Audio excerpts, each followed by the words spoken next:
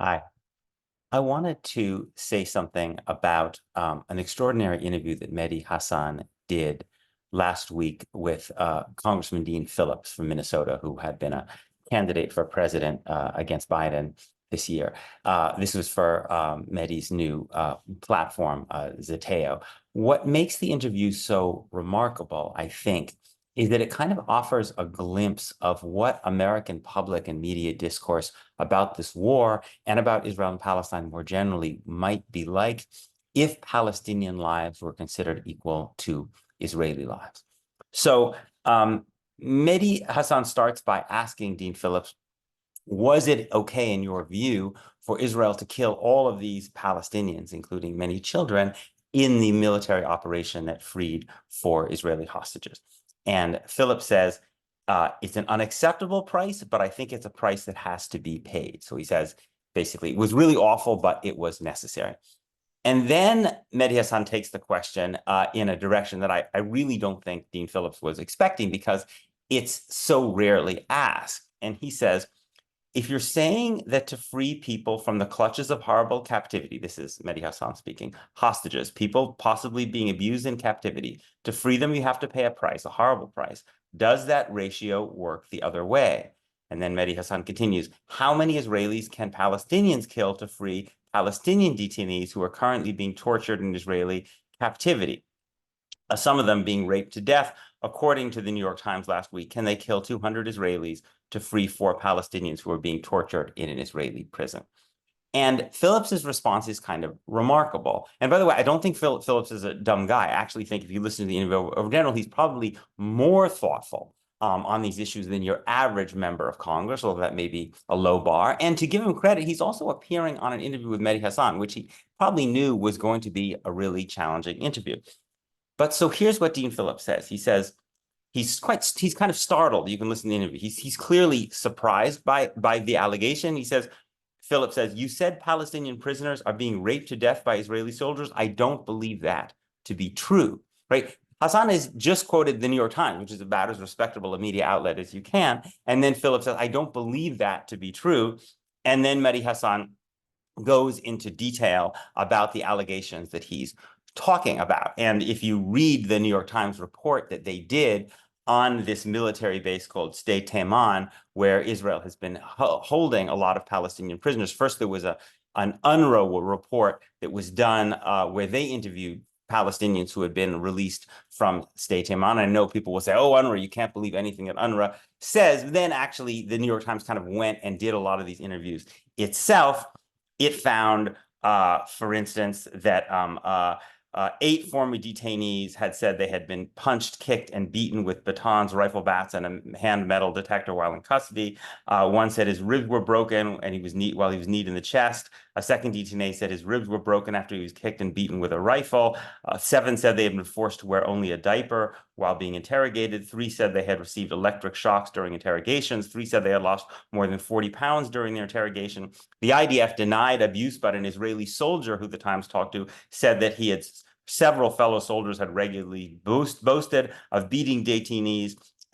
And a general named Yunus M. Hamlawi, who was a nurse who was arrested when Israel was raiding the Al-Shifa hospital in Gaza, said that a female officer had ordered 2 soldiers to lift him up and press his rectum against a metal stick that was fixed to the ground. Mr. Hamlawi said the stick penetrated his rectum for roughly 5 seconds, causing it to bleed and leaving him with unbearable pain. He also recalled being forced to sit in a chair wild with electricity. He said he was shocked so often that after initially urinating uncontrollably, he then stopped urinating for several days. And by the way, I know some people immediately responsible for this. How on earth could you compare these people to the Israeli hostages? These were Hamas fighters. The people that the New York Times was interviewing were the people who were released from Sde Taman. There were about 1,200 people. They had about 4,000 people there, according to the Times. They released 1,200 because the Israeli military didn't think they were Hamas fighters. If the Israeli military thought they were Hamas fighters, they would still be there. The Times was only talking to people who the IDF had basically said, sorry, we picked you up, but actually, we don't think you did anything. Right? So those are the people who are making these allegations. Now, again, there are obviously lots of differences, and but between Israeli prisons in general and the hostage situation. And I don't by any means, I'm not saying this to undermine in any way the severity of what Israeli hostages have been through, which is horrifying. But the point is that according to the New York Times, which is a pretty credible source, right? That Dean Phillips would probably believe the New York Times if the New York Times did a report about the abuse of Israelis by Hamas, right? They're saying the terrible things are happening to these people who the Israeli military ultimately admits basically didn't do anything, right? And so Mehdi Hassan turns the question around and says, would it be okay for Hamas or some other Palestinian faction to go and free such people if it led to a lot of Israelis being killed? And Dean Phillips doesn't answer the question. And I think the reason he can't answer the question is because if you genuinely believe, speaking as an American, I'm not talking about speaking about an Israeli who might have a natural sense of affinity for Israeli lives, or even let's say a Jewish person or a Palestinian person who might have a particular loyalty. You're talking about as an American here, right? Whose stated view is that, as Phillips actually said in another part of the interview, that he believes that Israeli, Jewish, and Palestinian lives are equal. That can you actually apply that framework to American policy? Can you actually follow it through to its conclusion, as Mehdi Hassan asked him to do? And he can't. He can't answer the question, right? Because he can't say yes, because he doesn't actually operate within a framework in which Palestinian lives are considered equal to Jewish Israeli lives. That almost nobody, very few people in American public discourse actually operate within that framework. It's completely baked in to American public discourse that they are not, right? So to give another example, right? We are very frequently asked to imagine what it would be like for Israelis, what it was like for Israelis when they were attacked brutally on October 7th, and how we would feel as Americans and what we would do if that happened to us, right? That's almost a cliche at this point, right? But when was the last time you heard a prominent person in the American media or an American politician ask how you would feel as a Palestinian, right? If your family had been forcibly expelled from their homes in 1948 into this very, very overcrowded territory called Gaza, which is basically which has been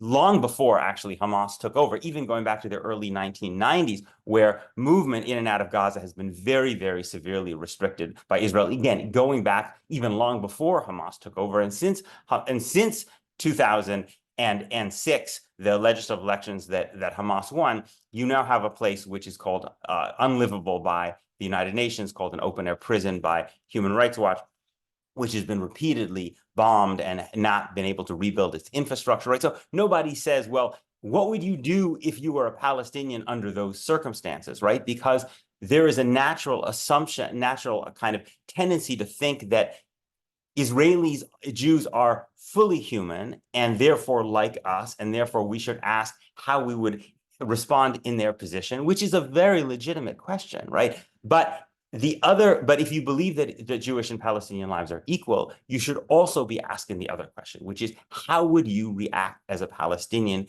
given those things?